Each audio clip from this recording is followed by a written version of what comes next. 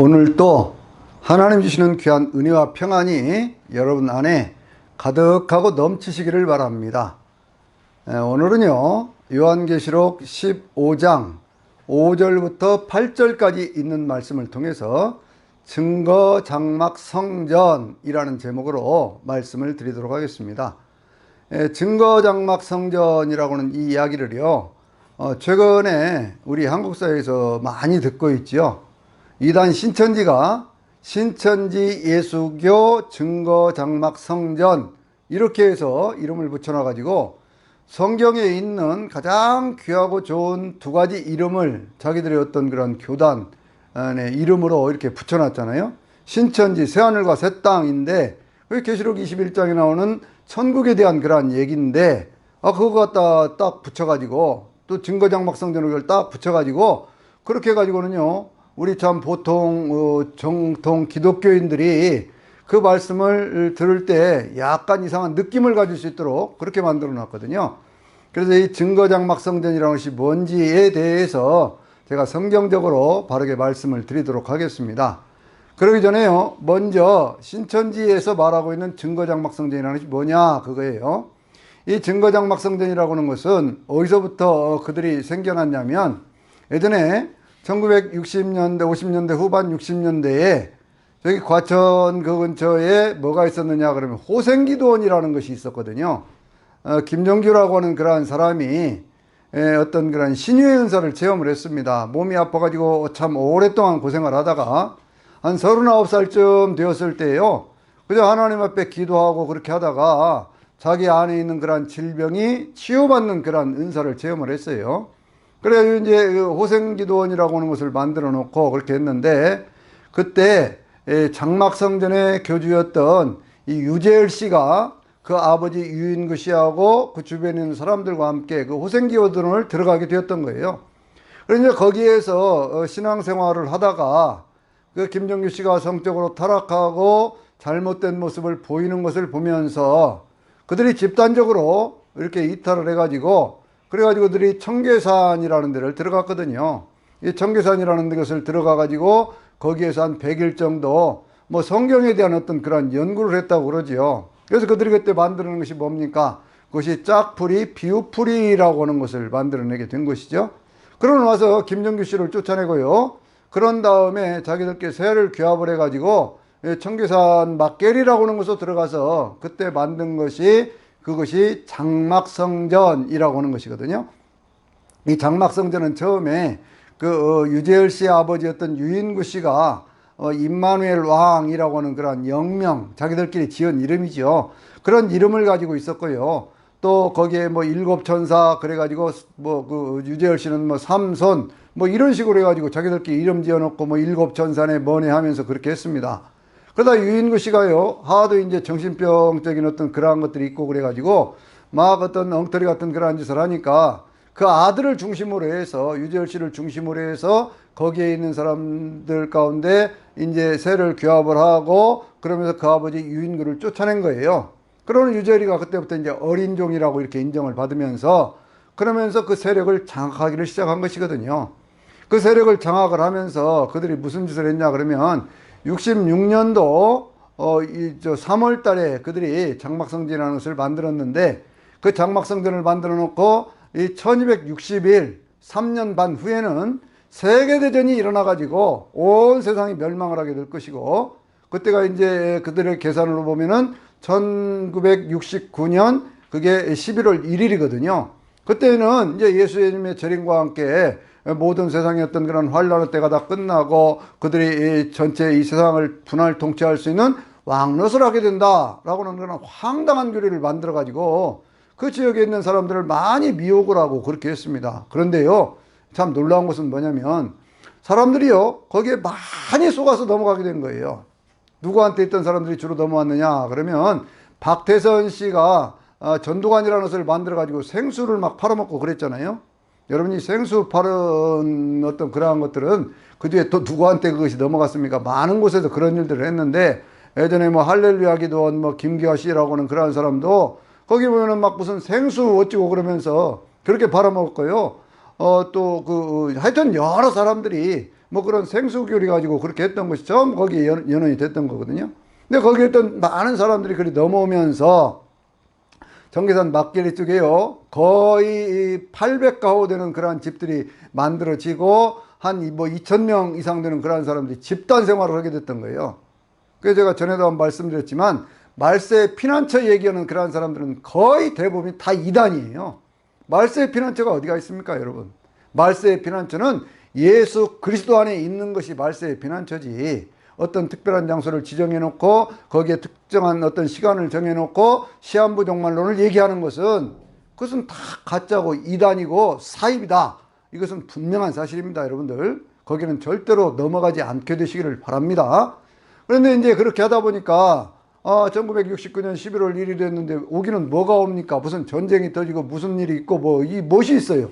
아무것도 없다 보니까 그것이 이제 와해가 되었지요. 그런데 그때에 그 신천지 이만희 씨가요, 그 몸에 어떤 나병 같은 어떤 그런 각성 피부병 있잖아요. 그 사람이. 그래야 이 사람이 병을 고치려고 누굽니까? 그 생수 팔아먹던 박태선 씨한테 가서 있다가 거기서 이제 거기서 속았구나 하고는 다시 이쪽으로 넘어온 거거든요. 넘어와가지고 거기서 했는데도 거기서도 뭐 예수 재림한다더니 아무것도 없고 그러다 보니까 이 사람이 거기에 실망을 해가지고요. 그렇게 해가지고는 이제 자기 고향집으로 돌아갔다가 다시 또 올라오고 그러면서 그 유재열 씨를 고발을 했어요. 그래서 유재열 씨가 75년도에 거기에 이제 뭡니까? 감옥에 갇히는 그러한 일들도 생기고 그랬던 것이죠. 그러면서 이 사람이요, 80년도가 되었을 때 자기가 신장개업하고 나온 것이 그 중간에도 뭐 여러 가지 다녔습니다. 구인회 씨 여러분 아실지 모르겠지만 그 구인회라고 하는 것은 예수 재림교회 그래가지고 전주 같은 데는요, 저기 아중리 쪽으로 가서 보면 태극기 크게 걸어놓고, 그러고 지금도 그 사람이 뭐 재림 예수고 감옥에서 죽었지만 그 사람들이 고난을 당해야 되고 별소리를 다 하면서 지금 모이는 그런 집단도 있고 그러거든요. 거기에도 가 있었죠. 여기저기서 다 이렇게 배웠던 어떤 그런 것들, 이 어떤 이단교리들, 그런 것들을 다 끌어 모아가지고요, 이 사람이 신천지를 만들었는데 그게 속된 말로 대박이 나버린 것이죠. 그 사람이 주로 하는 얘기 가운데는요, 그 전에 있던 교리들을 많이 고쳤거든요. 예를 들면 옛날에 그 통일교의 문선명 씨는 구름교리라고 하는 거, 그 계시록 1장 7절에 보면 그가 구름을 타고 오시리라 그랬잖아요. 그 구름을 자기의 육체라고 그렇게 얘기를 했거든요. 근데 육체라고 얘기를 하니까 이것이 조금 이상하니까 이 이만희 씨는 뭐라고 얘기를 하냐면 그건 예수의 영이다 그렇게 얘기를 했어요. 그래서 그 영이 자기 안에 들어와 있기 때문에 자기가 겉으로 볼 때는 이만희지만 자기는 재림 예수다 이런 식으로 얘기를 한 거예요. 교묘하게 그걸 속인 겁니다. 그리고 자기는 하나님의 말씀을 받아먹은, 10장에서 하나님의 말씀을 받아먹은 사도 요한격인 이 시대에 어떤 그런 재림 예수의 역할을 하는 자다, 자기가 이긴 자다, 뭐 별소리 다 하죠. 보혜사다 그런 얘기를 하면서요.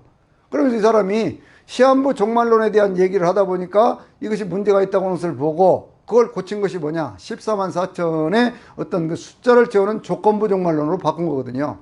그런데 원래 이 14만 4천에 대한 이야기도 그것이 유재열 씨도 이미 했던 그런 얘기예요.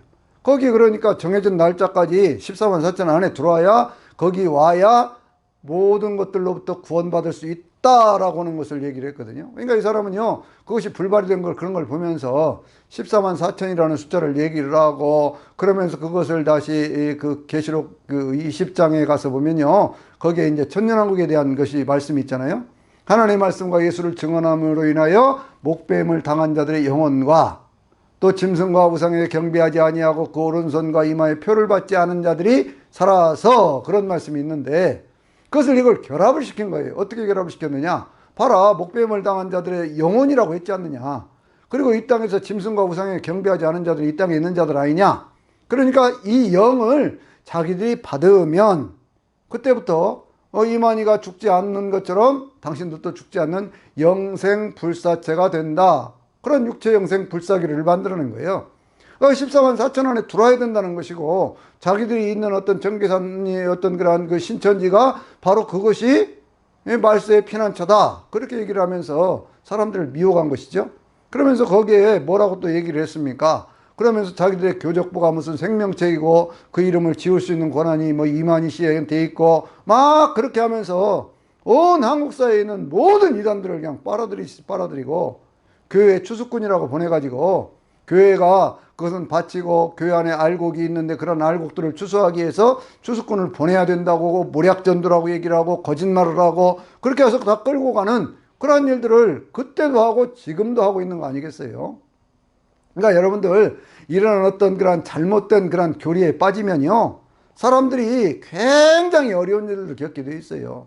그 속에서 어떤 이단들의 어떤 그게 빠져가지고 폐가망신하고 어떤 참 사람들이 가정이 파괴가 되고는 그런 일도 많이 우리가 주변에서 보고 있지 않습니까?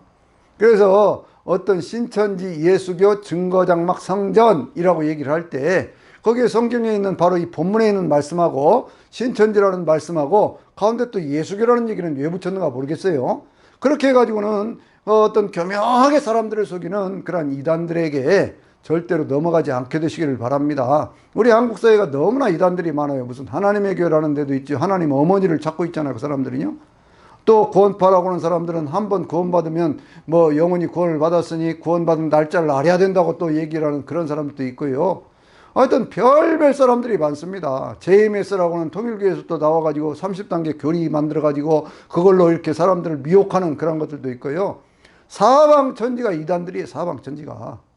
세상 가운데 우리 한국교회 거의 한 3분의 1이 이단에 속한 사람들이 다 그렇게 말할 정도로요. 굉장히 많은 그런 이단들이 지금 횡행하고 있거든요. 그러니까 절대로 이런 곳에는 관심도 갖지 말고 넘어가지 않게 되시기를 바랍니다. 괜히 무슨 성경 공부하자고요. 그렇게 해가지고 미혹해 가가지고 그렇게 해가지고 교회에서 얘기하지 않는 것들을 얘기하다 보면 사람들이 신기하게 생각하거든요. 우리 교회에서는 뭐 안 배웠는데 그런 얘기 하거든요. 왜 교회에서 그걸 안 가르쳐 줍니까?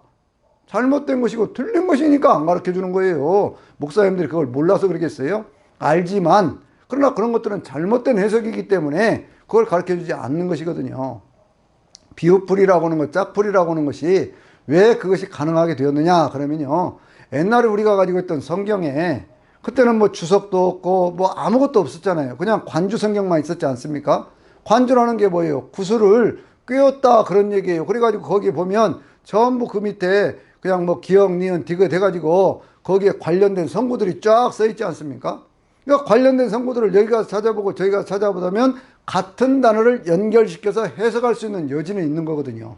그러나 그것을 바르게 해석을 해야지 그것을 자기가 원하는 대로 자기 목적대로 갖다 끄집어 대면요. 그것이 이단 그 어떤 신천지와 같은 그러한 비유풀이로 넘어가게 돼 있어요. 비유로 푸는 것이 성경을 해석하는 방법 가운데 하나이기는 하지만 그러나 모든 것을 다 비유로 풀어야 된다. 그건 아니지요. 여러분 예수님께서 소경 바디메오의 눈을 뜨게 할 때 내 소원이 무엇이냐? 제가 보기를 원합니다. 내 소원대로 될지어다. 이게 비유입니까? 현실에서 이루어지는 얘기 아니에요? 그러니까 성경에 있는 예수님의 말씀이 전부가 다 비유가 아니에요. 성경에 나오는 비유가 거기에 이제 41가지 비유가 거기에 쭉 성경에 나오고 있는데 예수님이 하셨던 그러한 비유들에 대해서 바르게 해석할 수 있는 그러한 것들은요. 목사님들한테 물어보세요. 그러면 목사님들이 잘 가르쳐 주실 것입니다. 자, 이 성경에 있는 말씀에 하늘의 증거장막에 성전이 열렸다 그랬지요.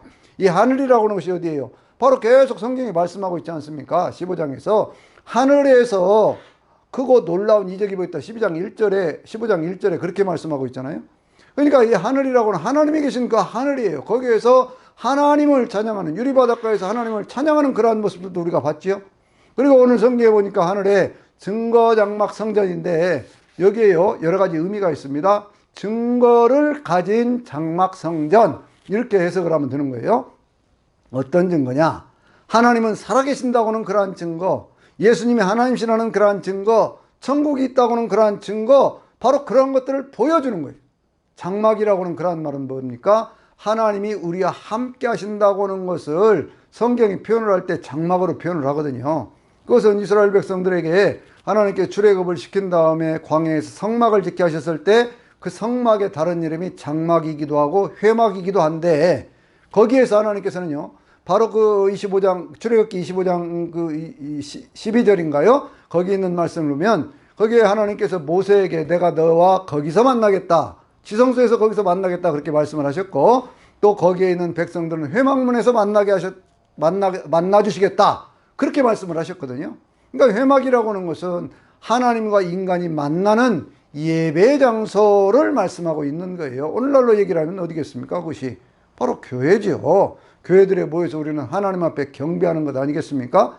그러니까 하나님을 경배하는 바로 그 자리라 그거예요. 그래서 그것을 성경은 또 뭐라고 표현을 하냐면 말씀이 육신이 되어 우리 가운데 가심에 우리가 그 영광을 보니 아버지의 독생자의 영광이요 은혜와 진리가 충만하더라 그렇게 말씀하고 있잖아요. 그런데 우리 가운데 가심에 라고는 그 말씀이 바로 장막을 치심에 그런 단어하고 똑같은 거예요. 하나님이 우리와 함께 하신다고는 그 증거를 보여주는 것이 장막 그런 얘기죠. 성전이라고 하는 것은 뭡니까? 하나님이 통치하시는 통치의 중심지죠. 하나님께서 모든 것들을 통치하시고 모든 것들을 심판하시는 바로 그 중심이 되는 곳 바로 그것이 성전. 어디에 있다고요? 하늘에 있어요. 하늘에 있는 성전의 모습을 보고 모세가 뭘 만들었습니까? 성막을 만들었잖아요. 그러니까 하늘에 있는 증거장막 성전이 열렸다 그 말은 세상에 있는 모든 것들을 심판하시는 그 일이 하나님께로부터 시작이 되어진다 그 얘기죠. 거기에 보니까 7천사가 나오는데 맑고 빛나는 세마포옷을 입고 가슴에 금띠를 띠고 나옵니다. 여러분 이 모습 어디서 봤지요? 계시록 1장에 거기에 성경에 있는 말씀 보면은 11절 12절에 있는 그러한 말씀들을 보면요, 요한 사도가 하나님의 음성을 듣고 주님의 음성을 듣고 난 뒤에 뒤를 돌아다 봤을 때에 그때에 거기에 뭘 봤습니까? 7 금초대를 봤잖아요. 7 금초대 가운데 인자와 같은 이가 서 있는데 발에 끌리는 옷을 입고 가슴에 금띠를 띠고 그 머리는 흰 양털 같고 흰 눈 같고 그리고 그 눈은 불꽃 같고 그 발은 풀무불에 연단한 빛난 주석 같고 그 목소리는 많은 물소리와 같으며 그 오른손에는 7별이 있고 그리고 그 입에서는 좌우에 날성검이 나오며 그 얼굴은 해가 힘있게 비치는 것 같더라. 누구의 모습이에요? 예수님의 모습이에요. 그런데 이 사람들이 지금 예수님이 입히던 어떤 그런 옷을 입고 나오는 것은 그것은 모든 심판의 권세를 악한 자들을 심판하는 그러한 권세를 주님께서 그들에게 위임하셨다 그런 얘기죠. 그러니까 모든 심판은 주님께서 하시는 일이고 그 일을 시행하고 있는 것이 천사들이다 그런 얘기예요. 그런데 그들에게 나오니까 네 생물 가운데 하나가 거기에가 영원히 살아계신 세세토록 살아계신 하나님의 진노가 가득 담긴 금대접 7을 주었다 그렇게 말씀하고 있잖아요. 이건 무슨 얘기입니까 여러분들? 네 생물 가운데 하나가 7천사에게 줬어요. 그러니까 7천사에게 줬다고 하는 것은 적어도 그 천사들보다는 고귀한 신분이다 그걸 우리에게 말씀하고 있는 거 아니에요? 그러니까 하나님의 보좌 앞에서 하나님을 영원히 찬양하는 마치 사자 같고 송아지 같고 사람의 얼굴 같고 독수리와 같은 그러한 모습으로 하나님 앞에 있어서 6날개를 가지고 그 가운데 안팎으로들이 가득하면서 하나님을 찬양하는 그러한 천사장들의 모습을 우리가 거기서 볼 수가 있는 거잖아요. 하나님을 이렇게 찬양하면서 그러던 그들 가운데 한 사람이 그들 가운데 하나가 7 천사들에게 세세토록 살아계신 하나님의 진노가 가득 담긴 그랬어요. 여러분 하나님은요 이렇게 말씀을 하셨죠. 계시록 1장 8절에서 뭐라고 말씀하셨어요? 나는 알파 오메가요 이제도 있고 전에도 있었고 장차 올 자요 전능한 자라 그렇게 말씀을 하셨잖아요. 그러니까 이 성경 본문에서 이제도 있고 전에도 있었고 장차 올 자라고는 그 말씀을 세세토록 살아계신 분, 영원 전부터 영원 후까지 살아계신 분, 온전히 세상 가운데 생명을 가진 모든 것들을 주관하시는 분, 바로 그분이 하나님이시다 라고 하는 것을 말씀하고 있는 겁니다. 여러분 그 하나님께서요 세상 가운데 하나님 앞에 경배하지 않는 자들, 악에 빠진 자들, 그러면서 악이 세상을 이긴다고 큰소리치고 사는 사람들을 그것을 심판하시는 때가 있다니까요. 그것이 진노의 때라니까요. 하나님의 진노라니까요. 하나님은 사랑이시기 때문에 하나님의 백성들은 구원하시고 하나님의 백성이 아닌 자들은 심판하신다. 그것을 우리에게 지금 말씀하고 있는 거예요. 하나님의 정의가 무엇이라고요? 하나님의 정의는요 이 세상 가운데 악을 심판하시고 그리고 선이 승리하도록 만드시는 것이 그게 하나님의 공의예요. 하나님의 정의예요. 세상 가운데 억울한 일을 당하지 않고 사람이 사람답게 살 수 있도록 만들어주는 것, 바로 그것이 하나님의 정의인 것이거든요. 그 하나님의 정의를 이루시려고 하면 반드시 뭐가 있어야 된다고요? 악에 대한 심판이 있어야 되는 거예요. 그런데 오늘날 많은 어떤 그런 철학이라든지 뭐라든지 이런 것들은요, 어떤 빛과 어둠이라든지 이런 것들이 원래 하나였다고 그러고 뭐 섞어졌다고 그러고 뭐 별 얘기를 다 합니다. 아니에요, 아니에요. 절대로 선과 악이 선을 이기는 어떤 그러한 일들, 그것은 잘못된 거예요, 잘못된 거예요. 그래서 우리가 늘 이런 말씀들을 잘 새겨야 됩니다. 잘 새겨야 돼요. 그래서 거기에 성경에 있는 말씀 보니까요, 그것을 이렇게 주었는데 어떤 일이 있었어요? 하나님의 영광과 능력으로 말미암아 성전에 연기가 가득하다 그랬지요. 뭐요? 하나님의 영광과 하나님의 능력으로 말미암아 하나님이 계시는 성전 안에 연기가 가득하다, 연기가 가득하다고는 이런 표현이 구약 성경에도 여러 번 나오고 있거든요. 대표적인 것이 어디에 있느냐? 그러면요, 거기 이제 이사야서 6장에 있는 말씀 보면 거기에도 영전에 연기가 이렇게 가득 차면서, 그러면서 하나님께서 이사야에게 물어보는 내용 있잖아요. 내가 누구를 보낼고? 그럴 때 이사야가 주님 제가 여기 있나이다, 나를 보내소서, 그렇게 얘기를 하죠. 에스겔 10장에도 보면 그 성전에 연기가 가득 차는 그런 모습을 보여주거든요. 그럼 무슨 얘기냐? 하나님의 영광이 임할 때에 그 영광으로 가득 찬 모습을 인간적인 언어로 표현할 수 있는 그러한 수단을 요한사도는 자기가 아는 그러한 언어, 성경에 있는 그러한 언어들을 통해서 지금 표현하고 있는 거예요. 그러한 연기가 가득 찬 그러한 때에 그 다음에 있는 말씀 보니까요, 일곱 천사의 일곱 재앙이 마치기까지 아무도 그 성전에 들어갈 자가 없더라 그랬잖아요. 여러분, 이 말씀이 무슨 얘기예요?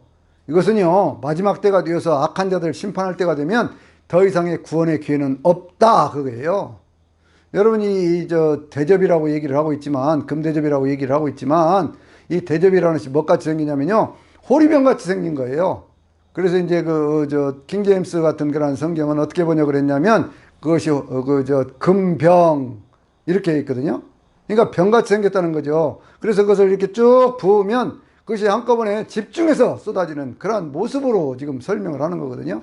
하나님의 심판이 마지막에는 완전한 것이다, 완벽한 것이다, 그것이로 끝나버린다 라고 하는 것을 보여주는 거예요.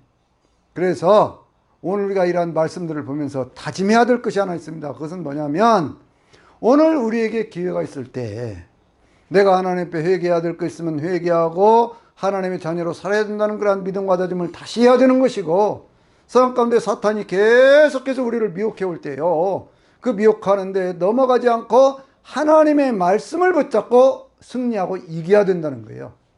여러분, 한 가지만 더 말씀을 드릴게요. 예수님께서 시험을 당하실 때요, 마태복음 4장에 보면 성령으로 이끌려서 광야로 가서 40일을 금식하셨잖아요. 배가 굉장히 고팠습니다. 배가 고픈 그러한 상황인데 사단이 찾아와서 시험을 할 때 뭐라고 시험을 했습니까? 이렇게 시험을 했죠. 이 돌덩이들로, 내가 하나님의 아들이라면 이 돌덩이들로 떡을 만들어 먹으라, 그렇게 얘기를 했지요. 그럴 때 예수님께서 뭐라고 대답을 하셨어요? 사람이 떡으로만 사는 것이 아니고 하나님의 입에서 나오는 말씀으로 산다, 그렇게 얘기를 했죠. 떡이 중요하지 않다는 얘기 아닙니다. 떡은 있어야 돼요.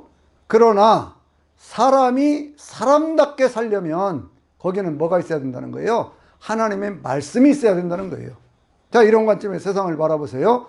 세상 가운데 하나님의 말씀이 있어서 사람답게 사는 사람이 있는가 하면, 하나님의 말씀이 없어서 짐승같이 사는 인생들도 있어요.